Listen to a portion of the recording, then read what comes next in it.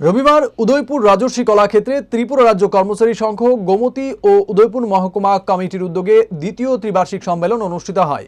এই সম্মেলনের সূচনা করেন উদয়পুর পুর পরিষদের চেয়ারপারসন শীতল চন্দ্র মজুমদার।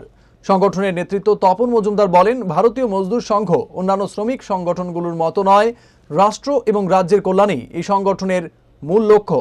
তাই অতীত ভুলে গিয়ে সমস্ত কর্মচারীদের ঐক্যবদ্ধভাবে দেশ ও রাজ্যের জন্য কাজ করার আহ্বান জানান তিনি। আজকে আমরা যেই বিএসএস এর অন্তর্গত যে ত্রিপুরা রাজ্য কর্মচারী সংঘ যেই লক্ষ্যে কাজ করছে, ইতিপূর্বে আমরা এই ধরনের কোনো কর্মচারী সংগঠন পাইনি। আগেকার সময়ে আমরা যে কর্মচারী সংগঠন করেছি, সেই কর্মচারী সংগঠনের একটাই লক্ষ্য ছিল employees organization for benefit of the employees. শুধু কর্মচারীদের স্বাস্থ্য সংশ্লিষ্ট বিষয় নিয়ে দাবি দেওয়া নিয়ে চর্চার মধ্যে সীমাবদ্ধ থাকত। আজকে আমরা যে সংগঠনের সদস্য হয়েছি, তার জন্য আমি নিজেকে গর্ববোধ করছি। তার কারণ হচ্ছে, কারণ আমরা আমাদের ফার্স্ট প্রায়োরিটি হচ্ছে আমাদের রাষ্ট্রীয় কর্তব্য।